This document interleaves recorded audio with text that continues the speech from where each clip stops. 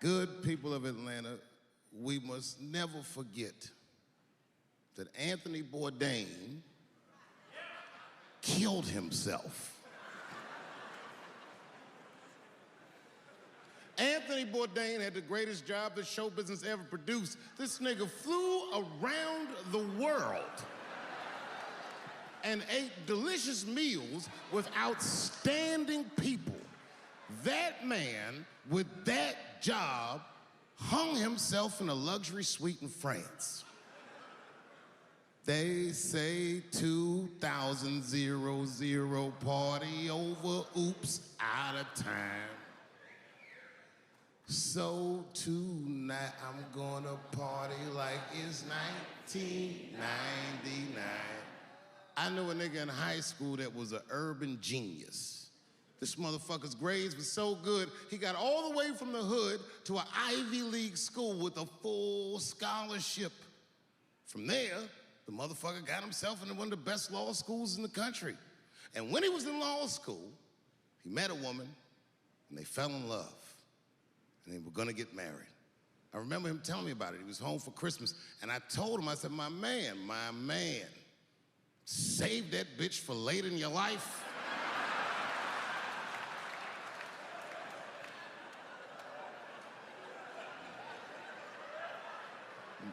But he's in love. He didn't listen to me. He married her while he was in law school. And sadly, they got divorced while he was in law school.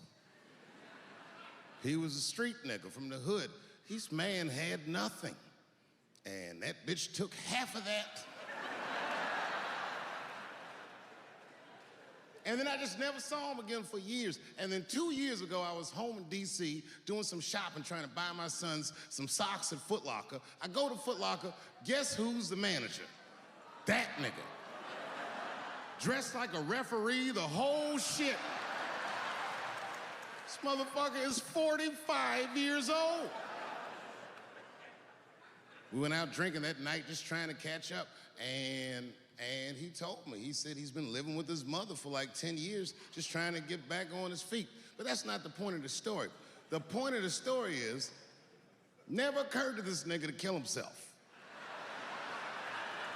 He's alive and well in DC.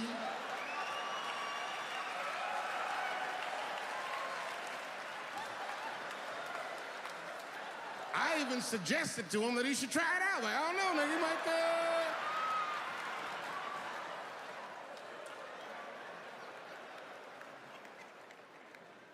Nobody's life is perfect. No matter what it looks like from the outside, you don't know what the fuck's going on inside. I have a great life, but it's not a perfect life. But it's good. My shit's like an above ground pool. You ever seen one of them? Yeah, it's a pool.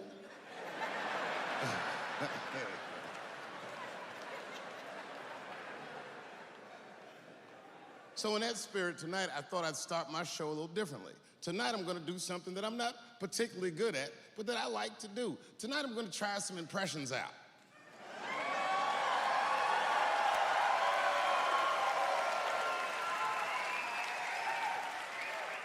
I only got two.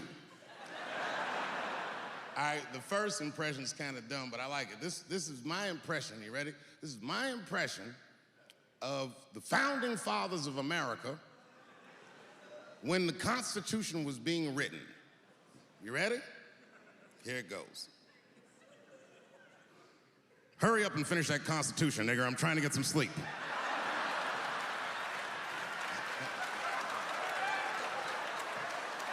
It's not bad, right? All right, the next one.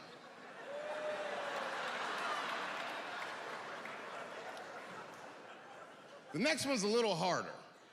I want to see if you can guess who it is I'm doing an impression of. All right, let me get into character. You gotta guess who it is, though. Okay, here it goes. Hey, if you do anything wrong in your life, and I find out about it, I'm gonna try to take everything away from you. And I don't care when I find out. Could be today, tomorrow, 15, 20 years from now. If I find out, you're fucking finished. Who's that? That's you. That's what the audience sounds like to me.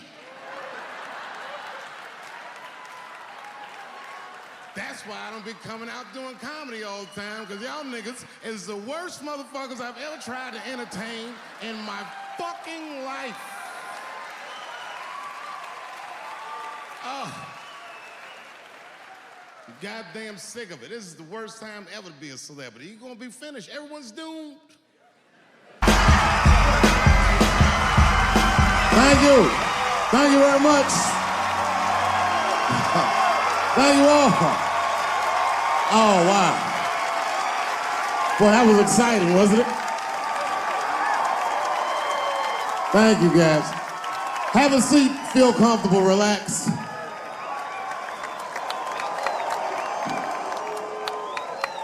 I want to thank everyone in LA for a wonderful week. It's been great here. You know what? It's been 10 years since the last time I played Los Angeles, if you can imagine. I know, I've been gone for a very long time. And unbeknownst to you, it was a difficult 10 years. I'm not gonna take you through all the agony I've been through, but it was tough. Some of it you might have seen. I don't know if you ever saw on TMZ, the big headline, Dave Chapelle, drunk on stage in Detroit. Well, if you saw it, I wasn't drunk. I had smoked some reefer with some rappers. Yeah. I don't know if you know anything about hanging out with rappers, but their weed is very strong. Stronger than what I was accustomed to. The article goes on to say I was booed off stage, which is also incorrect. I was booed. I did not leave. It was a long bump. It was a fucking nightmare. 2 puffs of weed, that's all it was. 2 puffs. I never had that happen. When I take 2 puffs of weed, I looked at the guy next to me, I was like, I'm gonna bomb, nigga, I can feel it. And that guy called my name, Dave Chapelle. Niggas was like, you know, normally when you do a comedy show, you guys don't know what it looks like up here, but niggas be looking up at you like. That's how the show started. Didn't take long for the faces to switch up, like, what the fuck? They started looking amongst themselves. So I knew I wasn't doing good. I don't remember what I was saying. It just took one person to break the ice. It's a black lady with a Ford Motor shirt on. She stood up suddenly. Fuck you, Dave Chapelle. I said, excuse me? She said, I worked all week for this shit, and this show sucks. And in a weird act of racial harmony, a conservative white guy stood up and backed her up. Yeah! The whole crowd band together and started chanting, we want our money back. We want our money back. I said, oh shit. I snapped out of it. Good people of Detroit, hear me now. You will never get your fucking money back. Fuck that. I said, I'm like Evel Knievel. I get paid for the attempt. I didn't promise this shit would be good. Boo, they said, fuck you. This went on for a long time. And then after the show, I felt so bad, I took half of the money from the show, thousands of dollars. I said, I'm gonna give this to charity. You know what I did? I bought $25,000 worth of bubble gum and drove around Detroit and handed it out to the homeless so they could chew it and still be hungry.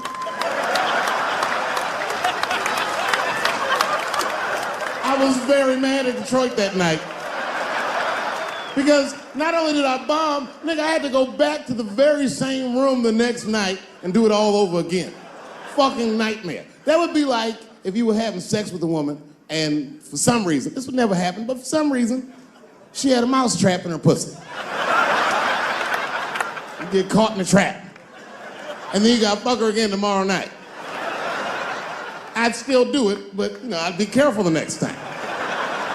The old mouse trap in the pussy trick, eh? Fool me once.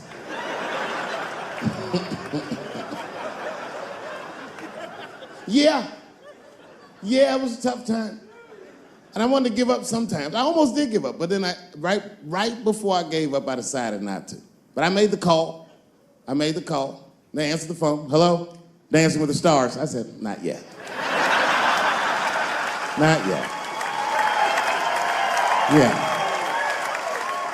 Oh, if you see me on that shit, it's over. Trust me. My spirit is broken. If you see me waiting for them judges,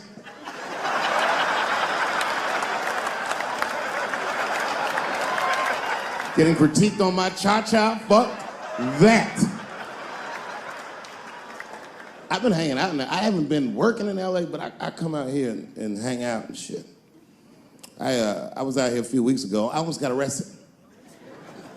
I'm not bullshitting. This happens to a lot of black people. What happened was, I was coming out of one of those nightclubs in Hollywood, and my friend saw me. I guess I was wobbling or something. So he just rolled up. It's a good friend of mine. He was like, hey, Dave, give me the keys. And I was like, all right, nigga, just take the keys. And I got in the passenger side of my car, and he drove it. And it was fine. Just talking, chopping it up. And then on the 10, the blue and whites hit us.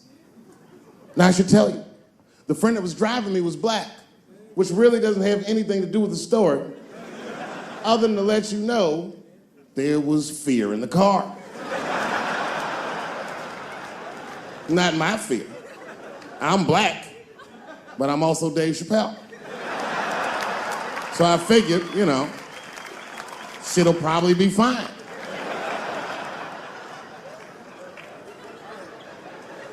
Traffic stop started off on the right foot. Cops came up to the driver's side. Hi, how you guys doing? And he recognized me immediately. Oh, Dave Chapelle. And I looked at my friend like, we getting out of this shit.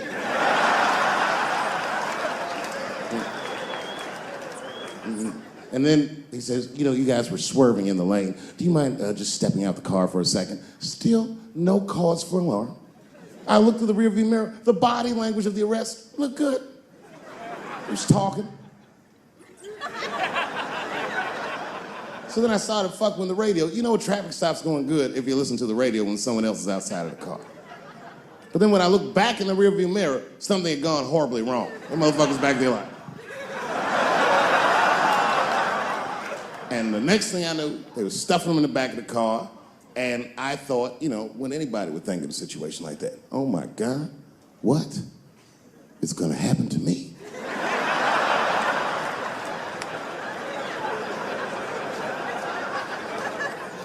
And the police walked up to the window.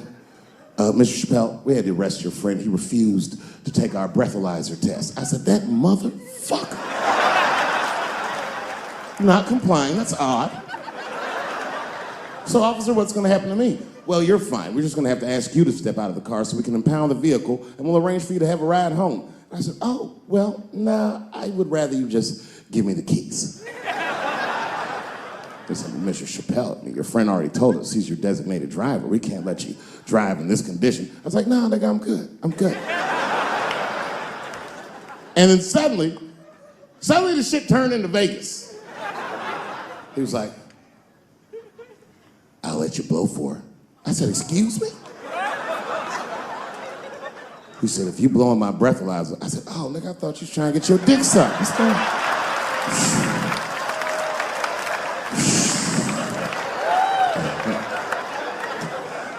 If you blow in my breathalyzer and pass, I'll give you the keys to the car. I said, set him up, nigga, let's play. And I blew in that thing, and it made a noise. I said, uh-oh. And he looked at it and he said, oh, well, Mr. Chapelle, I guess you're free to go. I said, I am. I didn't know that thing didn't pick up weed. I drove home on the 10, 30 miles an hour. Yeah, no, it all worked out. It all worked out. I'm one of the lucky ones. It doesn't work out that well for everybody.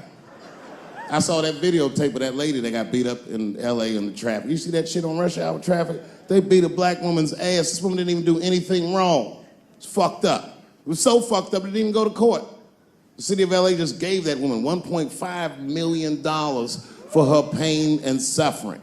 That is not bad, considering That's the same amount of money that Marcos Maidana made to fight Floyd Mayweather the second time. And this woman obviously hasn't trained a day in her life. You can see it on the tape. She didn't come to fight. Her guards were low. She was taking a lot of shots.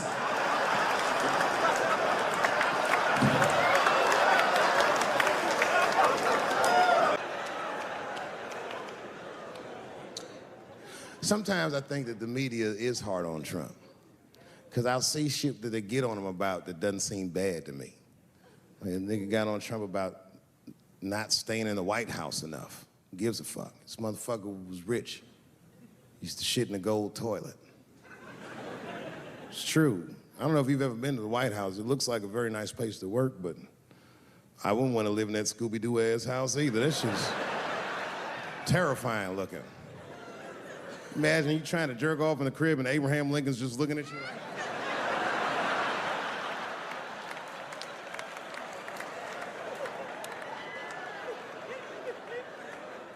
Shit, Bush didn't stay there either. He was rich too. He was like, fuck that, I'm going to my ranch in Texas. Obama was the first motherfucker to move into the White House like, this is a nice place. Look at this rug.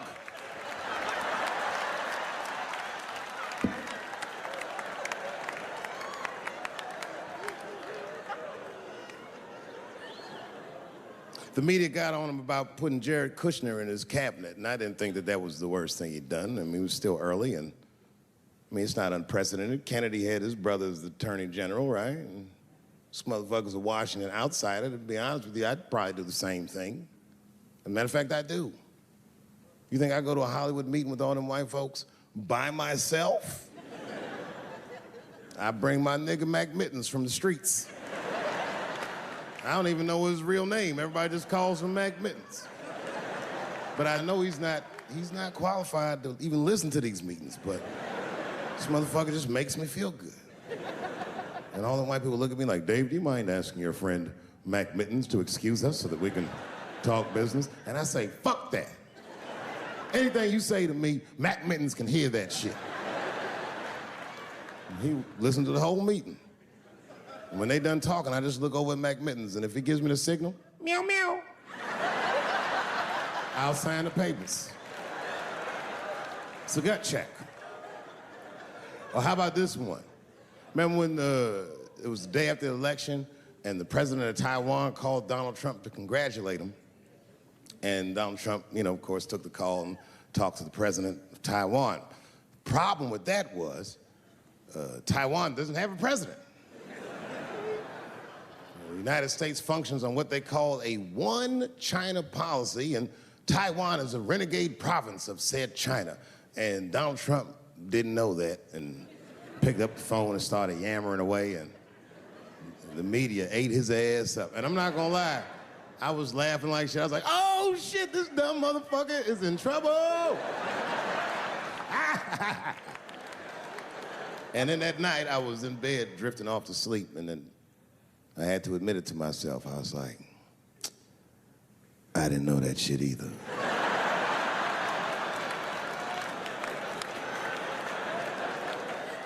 And then I realized the media got the story wrong. The story wasn't that Donald Trump took the call. The biggest story is that nobody told Donald Trump not to take the call. That's terrifying. God damn, nigga, you don't have a Mac Mittens on your team? It wasn't like they were calling the White House, they were calling the switchboard at Trump Towers, and they were getting through. Anybody. Mr. President, there's a Ricky Ticky Tabby on the phone for you? Yes, put him through. Hello, Ricky Ticky. Good to talk to you. Mr. President, there's a John Jacob Jingleheimer Smith on the phone. Oh, his name is my name too. Put him through. Hello, John Jacob. Let's talk business. How many people in this room are not originally from the United States? My round of applause. Where are you from, bro? You right there. You're from Iraq? Ew. I was fucking around. How long have you been here in the country? 23 years. 23 years? Are you a citizen yet? You are? Congratulations, nigga. Congratulations. Well, welcome to this great land. You know, I'm gonna give you a history lesson, because I'm sure this wasn't on your entry exam. But every naturalized American has heard something about what I'm about to tell you. A picture is the early 50s in the United States. This 14-year-old boy goes down from Chicago to Mississippi to meet his extended family for the first time. He'd never been to Mississippi. And before he went, his mother said to him, very pointedly, she said, if a white man looks you in your eyes in Mississippi, look away. And I don't know what you know about black people from Chicago, but they're not a scared people. Legend has it, he was in front of a convenience store, hanging out with his cousins, having a good time, and a white woman walked out of the store, and he thought she was pretty, and he said, bye, baby, not realizing that he had just made a fatal mistake. 4 days later, a group of adult white men burst into this family's home and snatched a 14-year-old boy out of bed in front of his family that was powerless to stop them, and he was never seen alive again. His name was Emmett Till. They found his body maybe a few days later. It was in a creek, tied to a wheel so it would sink, horribly beaten and bloated. Hideous. And lucky for everybody in America, his mother was a fucking gangster. She was.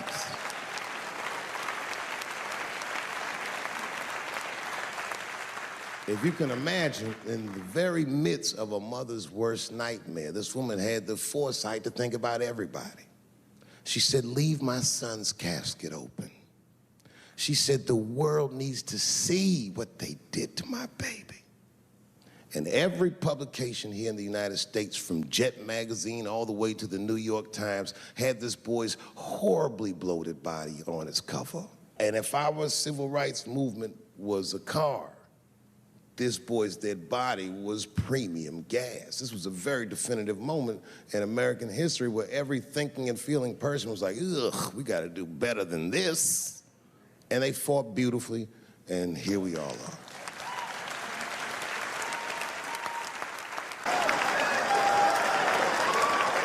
Kevin says, good night. The crowd goes crazy. And then everyone starts walking to his door and the lights come on.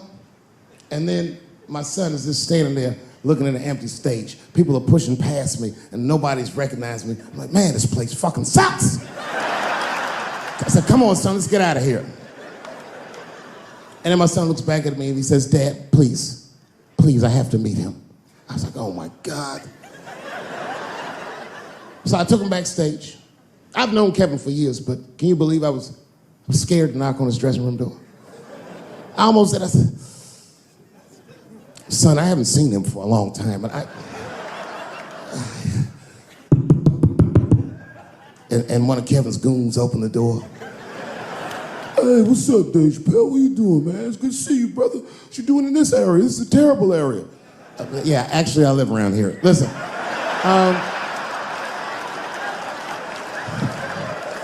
Is Kevin here? My son just wanted to meet him real quick. Well, I don't know, because Kevin's about to eat dinner. Just think Kevin came around the corner to see who it was. What? Oh, shit. What's up, Dave? Come on back. I was just about to have dinner. I don't know if you guys ate, but you're welcome to join me if you like. And then my son pushed past me some cold shit. He goes, actually, Mr. Hart, we haven't eaten in several hours.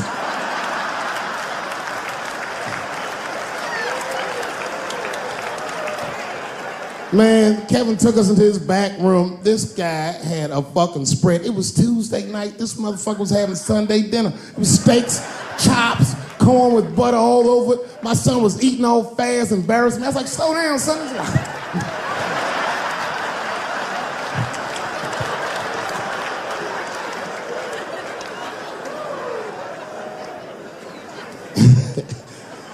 Then I looked over in the corner and there was a box. Custom-made jerseys for the local team. Each one was hand-stitched, and on the back they stitched on the K Hart on all of them. Kevin saw me staring at that box, and he went over and grabbed one of them jerseys, and he walked right to my son, He said, hey, little man, I want you to have this. And my son was like, thanks, Mr. Hart. This is when I got mad. He goes, if your father ever makes you mad, put that on. And he walked out.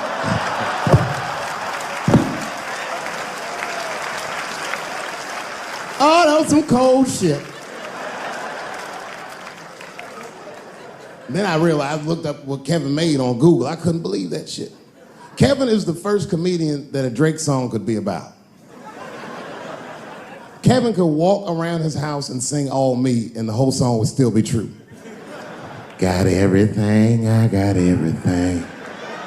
I cannot complain, I could die. I don't even know how much I really made. I forgot, it's a lot. Fuck that, never mind what I got. And his wife be like, Kevin, come to bed. He'd be like, ho, shut the fuck up. I got way too much.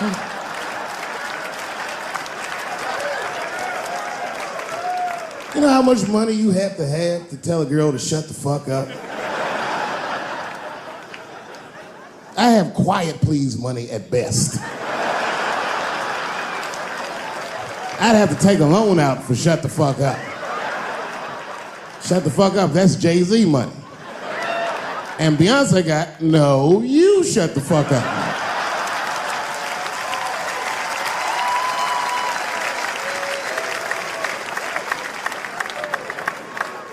Let's not forget, I've never met Bill Cosby, so I'm not defending him. But let's just remember that he has a valuable legacy that I can't just throw away. I remember that he's the first black man to ever win an Emmy in television.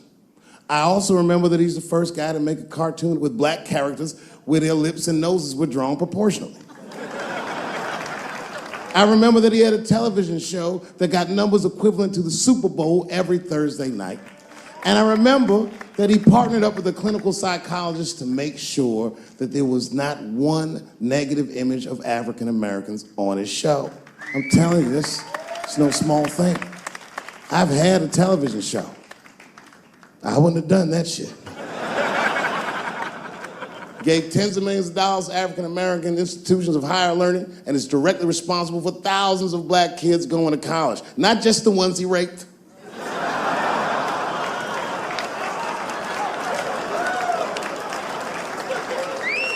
Here comes the kicker. You ready? Here's the fact that I heard but haven't confirmed. I heard that when Martin Luther King stood on the steps of the Lincoln Memorial and said he had a dream, he was speaking into a PA system that Bill Cosby paid for. Do you understand what I'm saying? The point is this. He rapes, but he saves. And he saves more than he rapes, but he probably does rape. Thank you very much. Good night.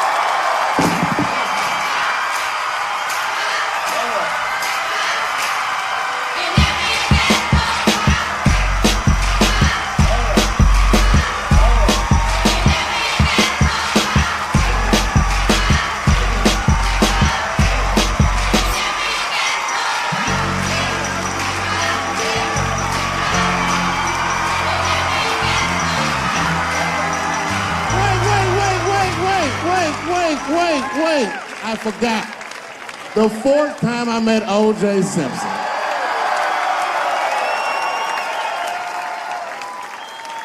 The fourth time is not the funniest time, but it was the last time I'd see the juice.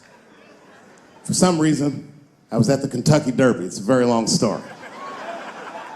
This is right after I quit Chapelle show in spectacular fashion. There was a party hosted by Michael Jordan, and every athlete I'd ever admired was in that room. Yes. And then I saw a familiar face by the bar, standing there, drinking alone. It was Chris Tucker. Now, you have to remember, at this time, we were both technically missing. And we went over and we're talking with one another, and motherfuckers were amazed to see us together. Seeing me and Chris Tucker at that point would be like seeing Bigfoot riding a unicorn. You wouldn't believe that's what you were saying. And then, through all the gawkers, a familiar face pushed through the crowd. Here he was again, the Juice. He had his camera ready. He was like, Dave, Chris,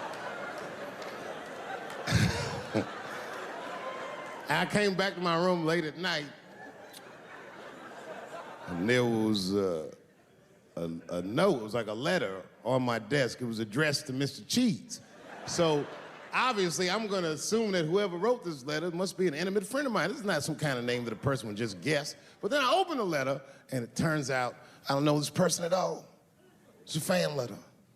You know, I'm not even used to the idea that I have fans, but I'm grateful for it. And even though I'm grateful for fans, I don't read those letters.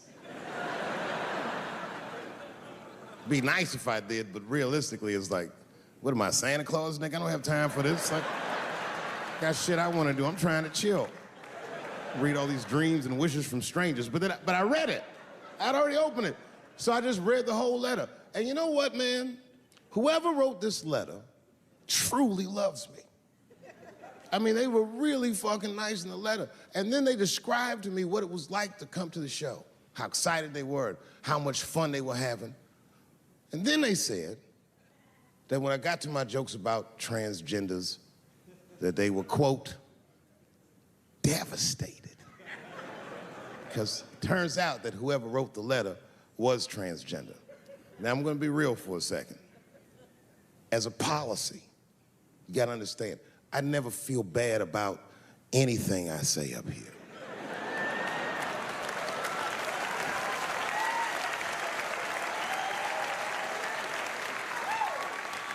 And I would never admit this to you if I hadn't locked your phones up. But it was the weirdest thing. Like, when I read this letter, the shit made me feel bad. I didn't feel bad about what I said, you understand? I felt bad that I made somebody else feel bad. To be honest, I don't even know what I said that upset that person. I have so many transgender jokes.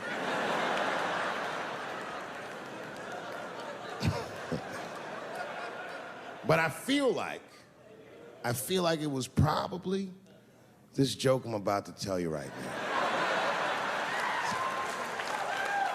And it's not even that bad of a joke. It's a true joke. I mean, it's not true, but I had read in the paper that Caitlyn Jenner was contemplating posing nude in an upcoming issue of Sports Illustrated. And I know it's not politically correct to say these things, so I just figured, fuck it, I'll say it for everybody else. Yuck.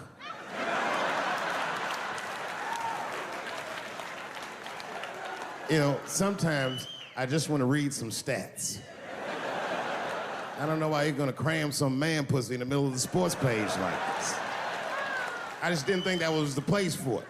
But I wasn't saying anything like Caitlyn Jenner's a bad person. I'm not mad at her for doing it. I'm not even mad at Sports Illustrated. If I'm mad at somebody, I'm probably just mad at myself. You understand? Because deep down, I know that I am not strong enough to not look at those pictures.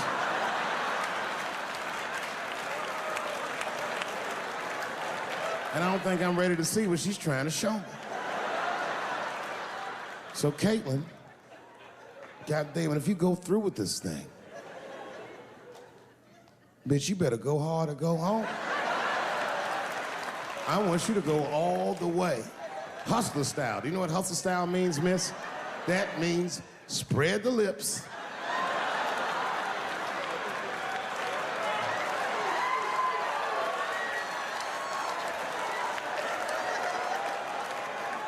I hope she spreads her lips and there's an itty bitty dick inside. Ah!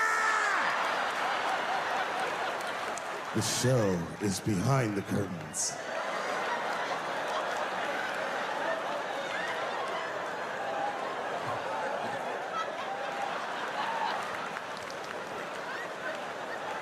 I don't know what I said that upset that person. But I'm gonna tell you something. When I read that letter, in the moments after I read it, I did something that many black men in America do not have the time or the money to do. I thought about how I felt.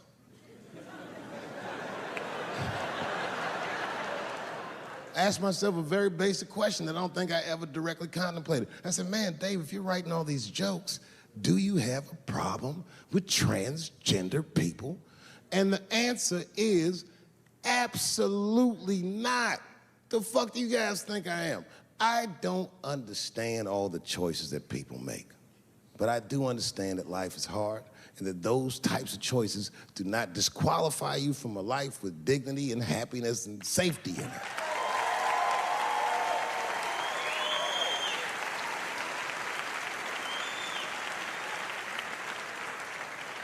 But if I'm honest,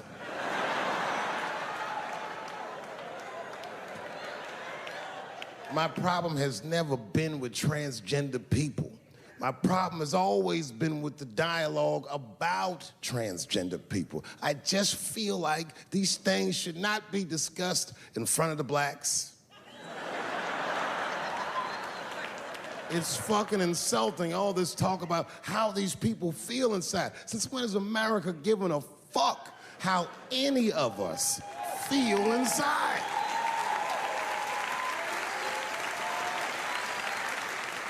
And I cannot shake this awful suspicion that the only reason everybody is talking about transgenders is because white men want to do it. That's right. I just said that.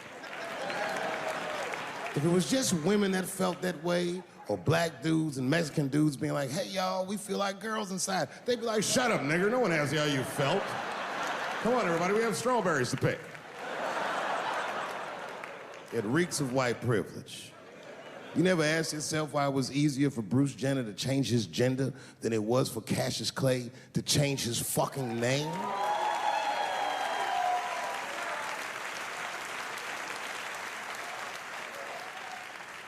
And if I were to be brutally honest,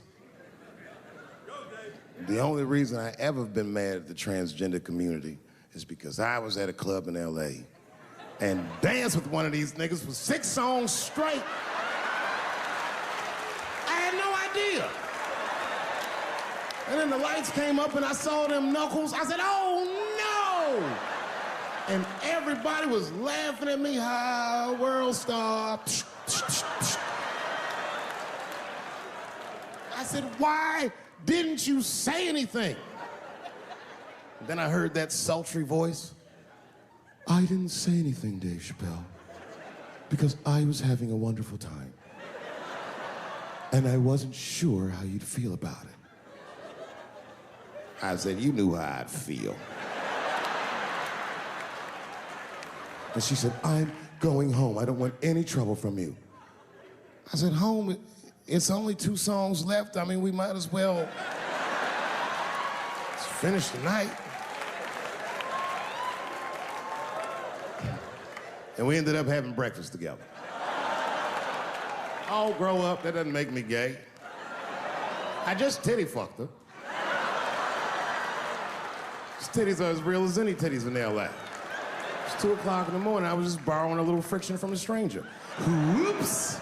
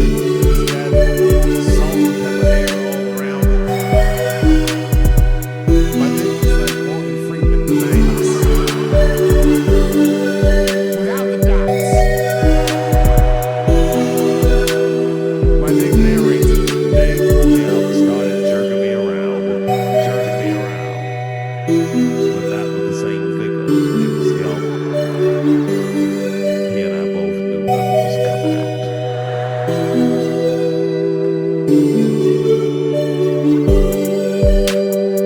see my age in my children. I came home from Rose not long ago. I've been gone for, if you can picture, I was gone for weeks and weeks. And when I came back, nobody was home. Now, one person in my family thought that I'd like to see me when I got back. Like, what are you doing now?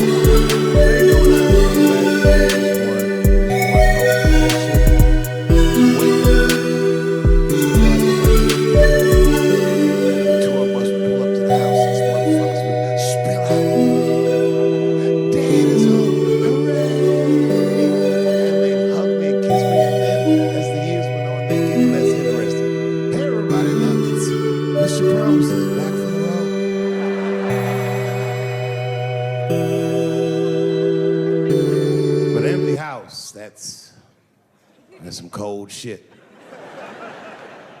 And I went into my oldest son's room. I was like, hello, hello. He was gone. And I'd never done this to him before, but for some reason I just did it. I just looked through his shit. Just to see who this motherfucker was becoming. And I found these notebooks and I started going through the notebooks and it was all this wonderful poetry in them. Written as his handwriting. I didn't even know this nigga wrote poems.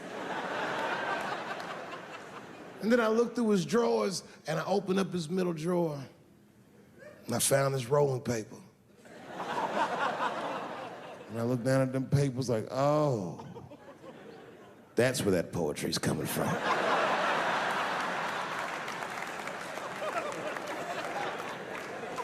And that shit broke my heart.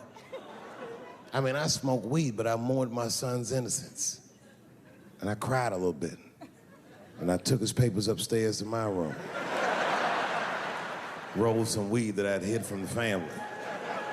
And I got really high. And then I got paranoid, so I put his papers back how I found them. So he wouldn't know what I was up to. This nigga won't even know that that happened until he sees the special. Yeah, nigga, I found your papers. He's a cold motherfucker. Let me tell you, this kid is only 16 years old. Listen to what he did to me.